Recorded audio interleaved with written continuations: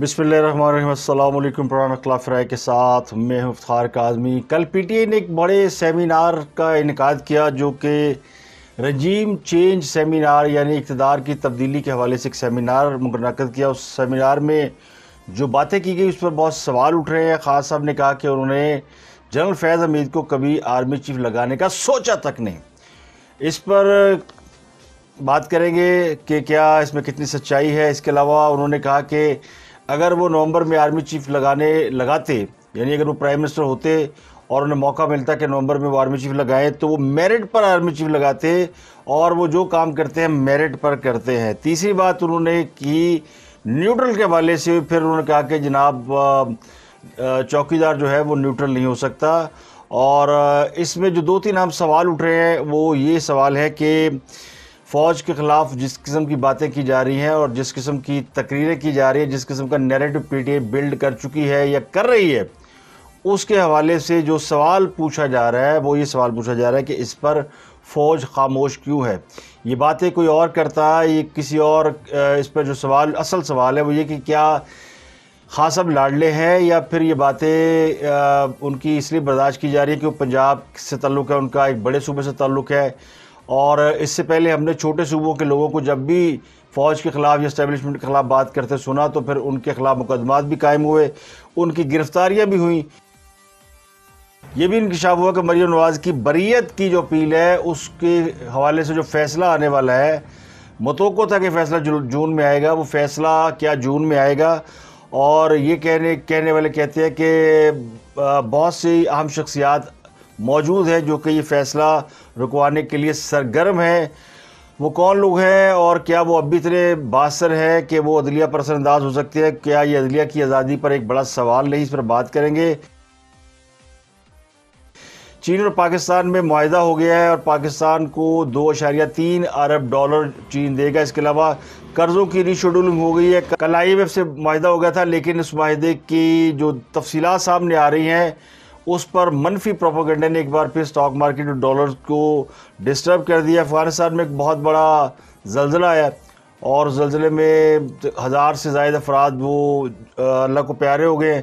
तो अफ़गानिस्तान के अंदर ज़लज़ले ने तबाही फैला दी है, तो पाकिस्तान ने इस पर उनको मदद करने की पेशकश की है। कराची में बारिशें हो रही हैं, कराची में बारिशों से तबाही फैल गई है और कराची के हालात बड़े ख़राब हैं। बारिशें जब भी कराची में होती है इस कदर तबाही क्यों फैलती है, ये बहुत बड़ा सवाल है। और ये इस पर हुकूमतें क्यों कुछ नहीं करती, ये उससे भी बड़ा सवाल है। आलमी मंडी में तेल सस्ता हो रहा है और एक बार फिर तेल की कीमत जो है वो खासी गिर गई है और पिछले एक हफ़्ते में तेल की कीमत में तकरीबन 15 से $18 की गिरावट यानी वेरिएशन हुई है। और अब भी अगर आप देखें तो तेल 120 से गिर के तकरीबन $110 पे खड़ा है, यानी $10 का एक बड़ा फ़र्क है। इससे भी नीचे जा चुका है, 106 तक कीमत गई है, फिर फ्लैक्चुएट कर रही है। तो भी कीमतें फ्लैक्चुएट कर रही है लेकिन ये नज़र आ रहा है कि आलमी मार्केट में तेल की कीमतें गिर रही है। और क्या इसका फ़ायदा पाकिस्तान के अवाम को पहुँचेगा या पाकिस्तान के अवाम को सिर्फ गोलियाँ टॉफ़ियों पर टरखाया जाएगा? तो सबसे पहले हम बात करते हैं खान साहब ने जो उदम मचाया और खान साहब ने जो सवाल किए हैं और खान साहब ने जो दावे किए। जगीर ने बात कर दी कि जी आर्मी चीफ इमरान खान अपना रखवाना चाहता था। क्या इसका मतलब ये है कि कोई और आर्मी चीफ आएगा तो इनका एहतसाब रुक जाएगा? क्या अपना आर्मी चीफ चाहिए ताकि वो इनकी मदद करे? इमरान खान को कोई जरूरत नहीं अपने आर्मी चीफ रखने की। खान साहब ने यह दावा किया है कि जनाब अगर वो नवंबर में आर्मी चीफ लगाते तो वो मेरिट पर लगाते। तो खान साहब के मेरिट के ऊपर जो सवाल पूछने वाले पूछते हैं वो ये कहते हैं कि जनाब जो आपने मेरिट पॉलिसी अपना रखी थी पिछले 3.5 साल से वो तो आम के सामने है। उस्मान बुज़दार सबसे बड़ा मेरिट, इससे बड़ा मेरिट और क्या हो सकता है कि एक ऐसे शख्स को जिसका ना कोई तजर्बा था, ना गवर्नेंस का तजर्बा था, ना उसके कोई पॉलिटिकल एक्सपीरियंस था, ना उसकी एजुकेशन इतनी थी, ना उसके पास इतनी स्किल थी और 3.5 साल तक वो साफ़ियों का सामना नहीं कर पाया। तो ये मेरिट पर आपने पंजाब का वज़ीर आला लगाया। उससे भी बड़ा मेरिट आपका ये था कि आपने जिस शख्स को चपरासी नहीं रखेंगे, शेर रशीद, उसको आपने अपना वज़ीर दाखिला बनाया, उसको वज़ीर रेलवे बनाया और उसको अपने दिल के बड़ा करीब रखा। फिर आपका सबसे बड़ा मेरिट था चौधरी परवेज़ अली। जब आपके इक़्तिदार को आपको नज़र आया कि आपका इक़्तिदार जाने वाला, कुर्सी डावाडोल है, تو پنجاب میں آپ نے پھر چودھری پرویز الہی کو، جسے آپ پنجاب کا سب سے بڑا ڈاکو کہتے تھے، میرٹ پر آپ نے اس کو پنجاب کی وزارت اعلیٰ کا امیدوار بنایا اور اس کو پنجاب کے وزارت اعلیٰ کا الیکشن لڑایا. تو میرٹ کی تو بے شمار مثالیں. محمود خان زندہ مثال موجود ہے. خیبر پختونخوا میں ایک ایسے شخص کو وزیر اعلیٰ بنایا گیا جس کو کوئی جانتا نہیں تھا.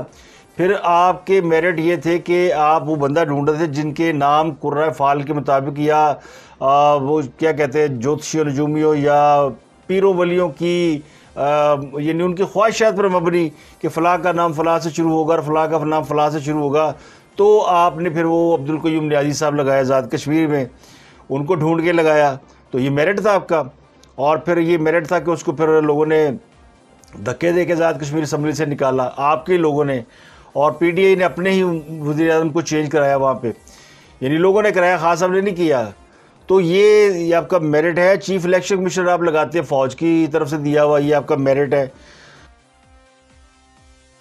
فیض حمید کے بارے میں، جنرل فیض حمید، وہ اب ماشاءاللہ پاکستان کے وہ جرنیل ہیں جو یعنی خبروں کا منبع ہے. سیاست ان کے گرد گھوم رہی ہے اور سیاست ان کے قریب گھوم رہی پچھلے 4-5 سال سے. جنرل فیض حمید کے حوالے سے جو اپوزیشن کے خدشات تھے وہ بلا وجہ نہیں تھے. خود خاص صاحب اس بات کا اظہار کرتے رہے. سب کو پتہ ہے کہ جنرل فیض حمید ایک ایسے جرنیل تھے جب وہ آئی سی اے کے ہیڈ تھے تو 2018 کے الیکشن پہ وہ اثر انداز ہوئے تھے. تو 2018 کے الیکشن کی کہانی سب کے سامنے ہے. جو شخص آپ کو الیکشن جتوا سکتا ہے اس کے بارے میں یہ سوچنا کہ وہ جب آرمی چیف بنے گا تو وہ اپوزیشن کے ساتھ کیا سلوک کرے گا، یہ سوچنا کوئی غلط بات نہیں تھی. اور پھر آپ نے منت کی جنرل باجوہ کی کہ وہ ایک سال ایکسٹینشن لے لیں. تو لوگوں کو سمجھ نہیں آئی کہ جنرل باجوہ کو ایکسٹینشن کیوں دی جا رہی ہے. اس وقت تو حالات ایسے نہیں تھے. پھر کہا کہ جنرل باجوہ نے دباؤ ڈال کے ایکسٹینشن لی ہے. پتہ چلا کہ نہیں، جنرل باجوہ صاحب کی منتیں کی جا رہی تھی. اور یہ بات بھی آپ کی حکومت میں آپ کے معاون خصوصی افضل ندیم چند صاحب، جو کہ اب آپ کے ساتھ نہیں ہیں، ندیم افضل چند صاحب، وہ بتا چکے ہیں کہ جناب باجوہ صاحب کی منتیں کی گئی کہ آپ ایک سال ایکسٹینشن لے لی. تو ندیم افضل چند یہ بتاتے ہیں کہ باجوہ صاحب کی منتیں کی گئی کہ وہ ایک سال کی ایکسٹینشن لے لیں، تو انہوں نے ایکسٹینشن لے لی اور وہ نانا کرتے رہے اس سے پہلے. لیکن ان کو بتایا گیا جی آپ کی بڑی ضرورت ہے، یہ سیٹ اپ کمپلیٹ ہے، آپ چلے گئے تو چیزیں ادھوری رہ جائیں گی، یوں ہو جائے گا وہ ہو جائے گا اور میں اکیلا رہ جاؤں گا. تو وہ ٹریپ میں آ گئے. یہ خاصب کہتے ہیں نا کہ فلانے کو ٹریپ، وہ جو ٹریپ کریں گے تو جو خاصب ٹریپ کرتے ہیں وہ ایسا ٹریپ کوئی نہیں کر سکتا. تو خاصب نے یہ ٹریپ کیا ان کو، انہوں نے ایک سال کی ایکسٹینشن لے لی. تو پتہ چلا کہ وہ ایکسٹینشن ان کو اس لیے دینا چاہتے تھے کہ اگر نومبر میں جب تک جنرل باجوہ کی ریٹائرمنٹ ہوگی تب تک جنرل فیض حمید سینئر ہو چکے ہوں گے، وہ ٹاپ 5 میں آ چکے ہوں گے اور وہ آرمی چیف بننے کے ایلیجیبل ہوں گے. تو یہ آپ کا میرٹ تھا جو کہ اوپن میرٹ تھا. سب کو پتہ تھا کہ آپ کی اوپن میرٹ پالیسی کیا ہے. آپ کا میرٹ یہ تھا کہ یہاں پنجاب میں ایک خاتون تھی گوگی، فرا عرف گوگی، وہ میرٹ پہ تقرریاں تبادلے کرتی تھی اور اس کا میرٹ یہ تھا کہ اس کو مال چاہیے تھا اور وہ 3 سے 5 کروڑ پہ ٹرانسفر پوسٹنگ کے ہڑپ کر جاتی تھی. درجنوں انہوں نے ڈی سی چینج کرائے اور بڑے پولیس کے افسر، بیوروکریسی، جہاں جس کو مرضی کی پوسٹنگ چاہیے تھی وہ میرٹ پر پیسے لے کر پوسٹنگ کر دیتی تھی. میرٹ پر سارے کام ہوتے تھے اور میرٹ پر ہی آپ نے پھر 3 کیرٹ کی انگوٹھی لینے سے یا 3 کیرٹ کا ہیرا لینے سے انکار کیا اور 5 کیرٹ کی ڈیمانڈ کی. لیکن آپ کا میرٹ جو ہے وہ بھی 8 کیرٹ پہ جا کے ٹھہرا. تو یہ میرٹ ہے آپ کا. اور اب میرٹ پہ ہی آپ نے توشہ خانہ سے گھڑی اور جو تحائف ملے تھے وہ میرٹ پہ آپ نے بازار میں نیلام کر دیے. کیونکہ ملکوں کا میں جو تحائف کا لین دین ہوتا ہے وہ توشہ خانہ میں رکھا جاتا ہے اور اس کو آپ اپنے استعمال میں تو لے سکتے ہیں بحیثیت پرائم منسٹر، لیکن اس کو سرے عام بازار میں بیچ دینا اور یہ کہنا کہ یہ تحفہ مجھے ملا تھا، یہ آپ کا میرٹ ہے. تو پاکستان میں جتنی میرٹ کی دھجیاں خاص نے اڑائی ہیں شاید ہی کسی اور نے اڑائی ہوں. تو یہ میرٹوکریسی کا جو وہ فنومنا دے رہے ہیں وہ سوائے بحث کا دروازہ کھولنے کے اور کچھ نہیں ہے. اور خاص صاحب کا میرٹ، اس پر تو 150 باتیں کی جا سکتی ہیں، بلکہ شاید 150 میں نے کم کہی ہیں. خاص صاحب نے جتنے یو ٹرن لیے ہیں، خاص صاحب تو میرٹ کے سراسر خلاف ہے. میرٹ کا یو ٹرن، میرٹ کا الٹ یو ٹرن ہے. تو پہلے آپ یو ٹرن لیتے تھے، اب آپ کہہ رہے ہیں میں میرٹ پہ ہوں. تو یہ جو آپ نے یہ کہا کہ میں میرٹ پہ ان کو لگاتا، یہ بھی یو ٹرن ہے. تو یو ٹرن آپ کی پالیسی ہے، میرٹ آپ کی پالیسی نہیں ہے. تو یہ اصل میں خاص صاحب کا پرابلم کیا ہے؟ خاص صاحب سے جو میرے جیسے لوگوں کو پرابلم ہے وہ یہ نہیں ہے کہ خاص صاحب کو وہ نہیں ہے، اسٹال ورڈ نہیں ہے، وہ ہیرو نہیں ہے، وہ ان کی پرسنالٹی اچھی نہیں ہے، ان کو بولنا نہیں آتا، وہ ان کی گفتگو میں بونگیاں ہوتی ہیں. جو اصل پرابلم ہے، جو مجھے پرابلم ہے وہ یہ کہ وہ جھوٹ اتنا بولتے ہیں کہ پھر وہ جھوٹ جو ہے پھر وہ سنبھالا نہیں جاتا. اور وہ حیرانی کی بات ہے کہ ان کے جو ماننے والے ہیں، جو ان کو فالو کرتے ہیں، وہ اس جھوٹ کو کس طرح ہضم کر لیتے ہیں. اصل سوال تو یہ کہ وہ کس طرح یہ مان لیتے ہیں کہ ان کا جو رہنما ہے وہ جھوٹ بول رہا ہے، اور جھوٹ بولنے کے باوجود جو ہے وہ یعنی اس کو مان لیا جاتا ہے.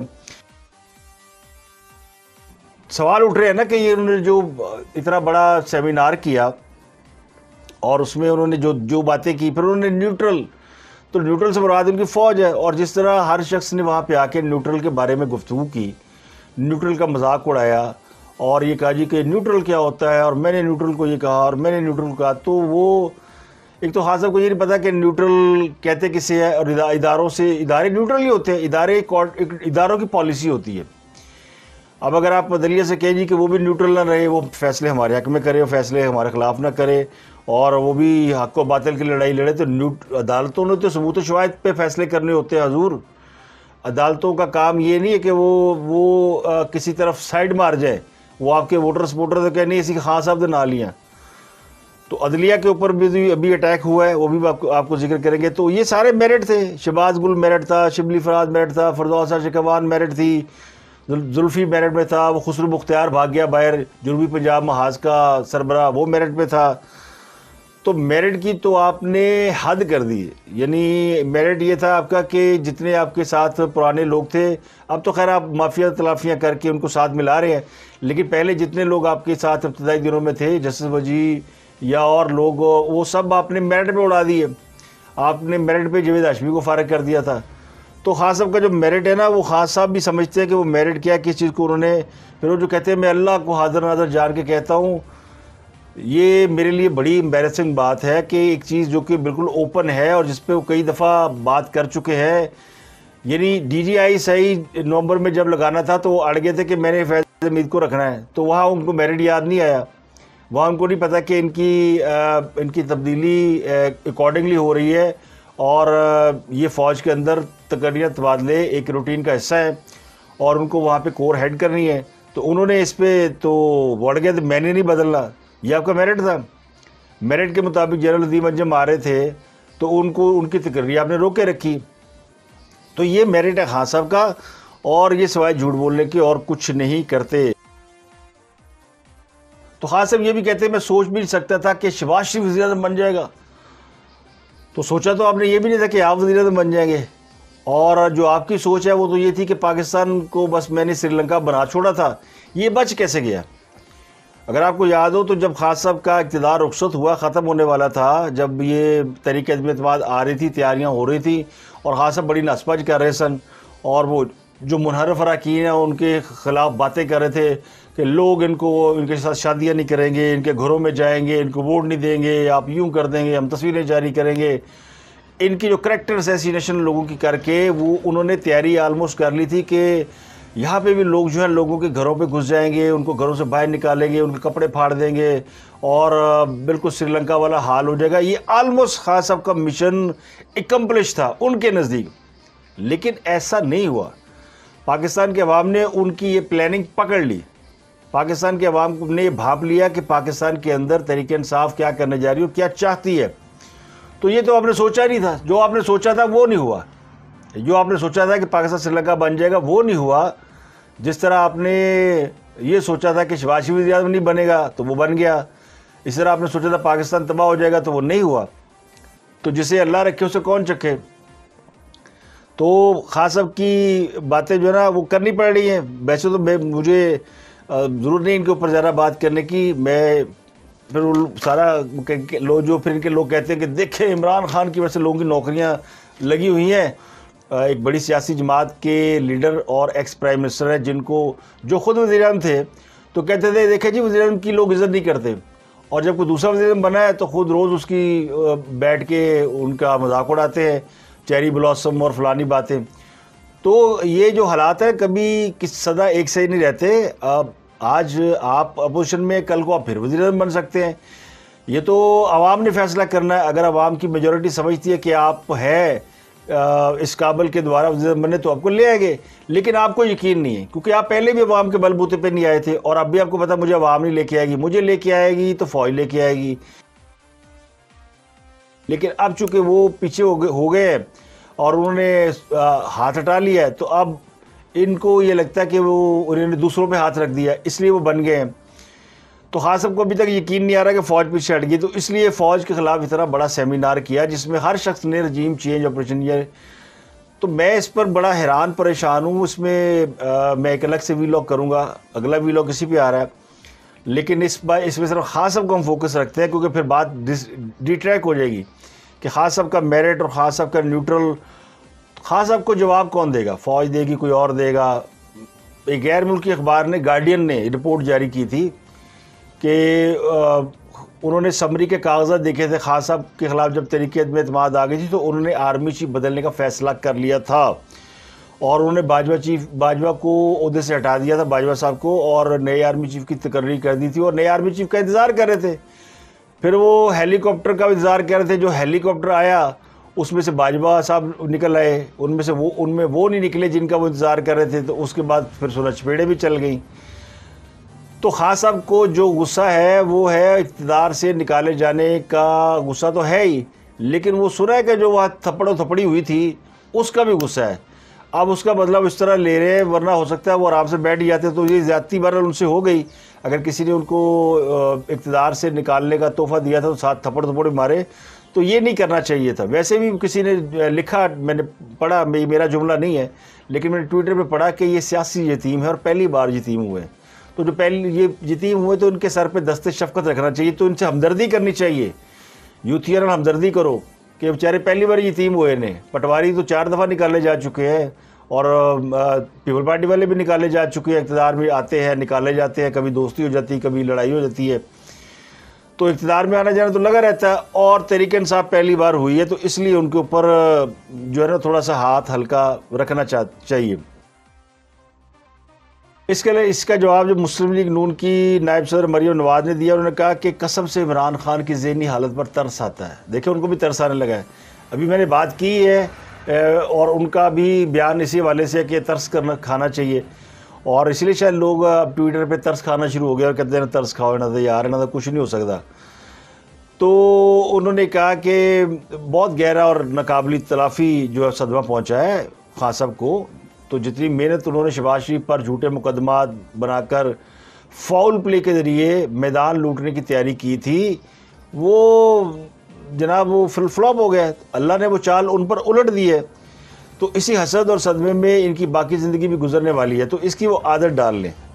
تو انہوں نے اور بڑی باتیں کی ہیں، انہوں نے تو خیر باتیں کی ہیں، وہ تو مریم نواز نے مزید ٹویٹ کے اوپر یہ لکھا کہ نیند میں بھی نیوٹرل کا راگ الاپا کرے گا، بڑبڑایا کرے گا کہ شہباز شریف نے سفیر کو کیک کھلایا، شہباز شریف نے شیروانی پہن لی، شہباز شریف وزیر اعظم بن گیا۔ تو انہوں نے کہا کہ پی ٹی آئی چیئرمین نے جو خرم دستگیر کا حوالہ دے کر یہ کہا کہ امریکہ نے سازش کر دی، دھاندلی ہو گئی، قسم سے اس کی ذہنی حالت میں ترس آنے لگا ہے۔ تو وہ بیچاری وہ مریم نواز وہ ترس کھا رہی ہیں ان کے اوپر۔ اب مریم نواز کے ساتھ جو کچھ ہو چکا ہے وہ سب کو پتہ ہے، ایون فیلڈ کیس اور ان کے اوپر ایک معاملہ چل رہا ہے، اور اس کی سماعت اسلام آباد ہائی کورٹ میں ہو رہی ہے، اس کی خبر سن لیں۔ وہ سماعت ملتوی ہو گئی ہے، جج صاحب جو ہے وہ اویلیبل نہیں ہے۔ آج اس کی سماعت ہونی تھی لیکن عامر فاروق جج ہے وہ عدم دستیاب ہے، وہ اویلیبل نہیں ہے۔ 12 مئی کو جب آخری سماعت ہوئی تھی تو یہ کہا گیا تھا کہ عرفان قادر ان کے وکیل تھے، اور ان کے استفسار پر جسٹس عامر فاروق نے کہا تھا کہ گرمیوں کی چھٹیوں سے پہلے ہم فیصلہ کر دیں گے اس کا۔ تو گرمیوں کی چھٹیاں 5 جولائی سے ہونی ہے، آج 23 جون ہے، اور اب وہ اویلیبل نہیں ہے، تو سماعت جو ہے وہ آگے چلی گئی ہے۔ تو لگتا نہیں ہے کہ گرمیوں کی چھٹیوں سے پہلے اس کیس کا فیصلہ ہو جائے گا۔ 17 نومبر سے لے کر اب تک یعنی 7 ماہ ہو چکے ہیں، پچھلے نومبر کو اس کیس کی سماعت لگی تھی۔ نیب نے 3 مرتبہ وکیل تبدیل کیے، اور پھر 4 ماہ وکیل کی تبدیلی کے بہانے عدالت سے وقت لیا۔ تو یہ کیس بار بار التوا ہونا، مریم نواز کی بریت نہ ہونا، اور ان کی راہ میں رکاوٹ ڈالنا کیونکہ وہ باہر نہ جا سکیں، حکومت بھی بدل گئی، اس وقت وہ حکومت میں ہے لیکن وہ بیرون ملک نہیں جا سکتی، ان کا نام ECL میں ہے، عدالتوں نے باہر جانے سے روک رکھا ہے، پھر ان کا کیس زیر سماعت ہے، پھر تو ان کو اپنے والد سے بھی ملنا ہے۔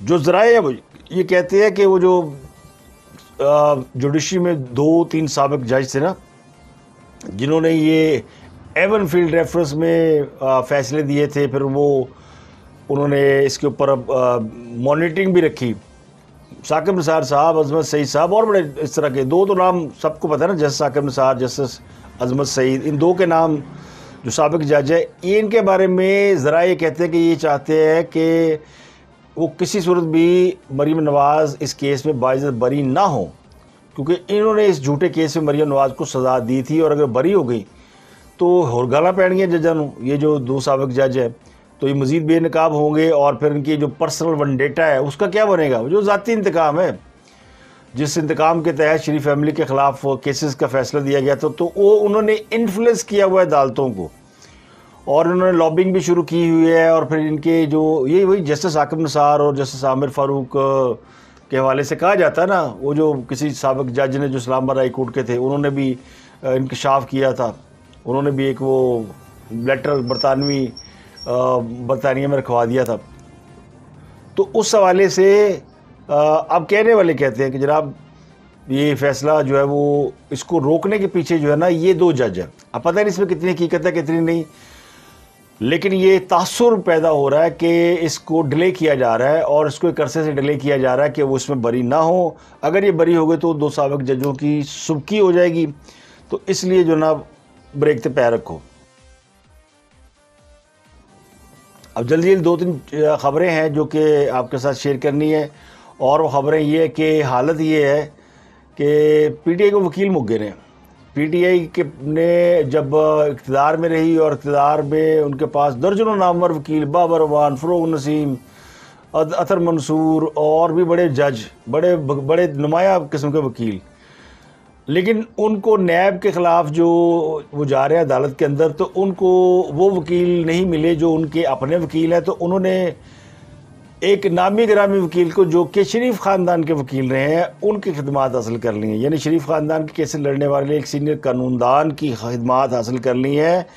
PTI نے اپنے وکیل مک گئے، بابر اعوان فیل، فروغ نسیم تو ویسے ہی نس گیا، اور وہ جو اٹارنی جنرل تھے اطہر منصور صاحب وہ فارغ ہو گئے، اور خود فواد چودھری وزیر قانون آخری دنوں میں وہی وزیر قانون تھے نا جب تحریک عدم اعتماد پیش ہوئی تھی، تو وہ بھی پیشہ ور وکیل ہے، وہ بھی فارغ، تو جن وکیل سی PTI تھے سارے فارغ ہو گئے۔ اب انہوں نے جو وکیل ہائر کیے وہ ہے خواجہ حارث صاحب۔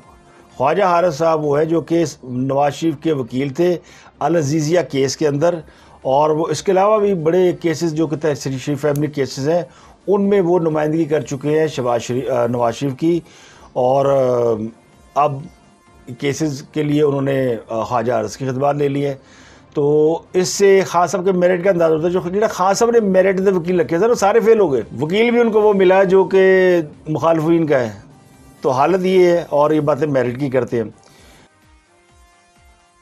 3 نئے معاونین خصوصی حکومت نے انڈکٹ کیے ہیں، جن میں شاہ اویس نورانی، ڈاکٹر جہانزیب خان اور ظفر الدین محمود، ان کو وزیر کا معاون خصوصی بنایا گیا ہے، اور ان کا درجہ وزیر مملکت کے برابر ہوگا۔ یہ کیبنٹ کا سائز بڑا کیا گیا ہے۔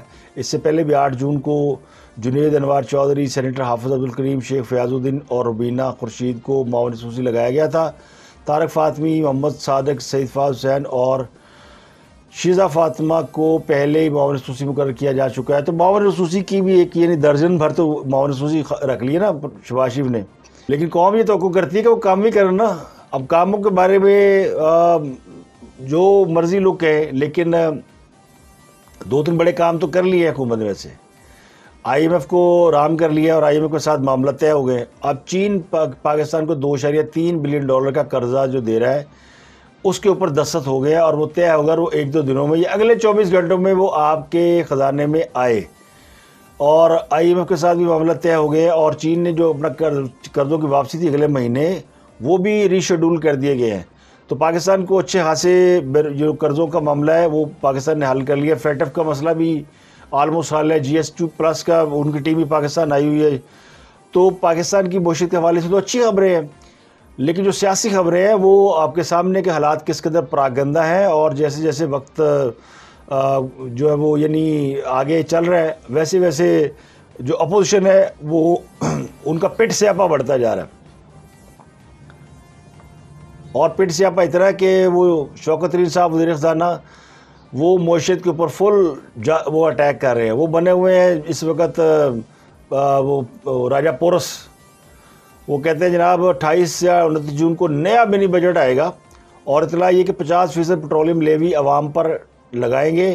حکومت نے IMF کے ساتھ 50% لیوی ٹیکس عائد کرنے کا جو ہے وہ فیصلہ کر رکھا ہے۔ سیمینار سے خطاب کرتے ہوئے انہوں نے کہا کہ جی یہ دوبارہ فکس ٹیکس کی طرف چلے گئے ہیں، اور PTI کو 2018 میں $19 بلین کا خسارہ ملا تھا، اور ڈار اکنامکس نے ملک کو سالانہ $33 بلین کا نقصان پہنچایا۔ اس کی وجہ سے پاکستان کو IMF میں جانا پڑا، ورنہ پاکستان IMF کو جانتا ہی نہیں سی۔ یعنی پاکستان پچھلے 40 سال سے 35 سال سے جو IMF کے پاس جا رہا ہے، وہ کہہ رہے نہیں جاتے تھے، یہ ڈار آیا تو پاکستان کو جانا پڑا۔ اب ڈار صاحب کے بارے میں خبریں یہ کہ ان سے ریکویسٹ کی جا رہی ہے کہ آپ تھوڑی ہمت پکڑیں۔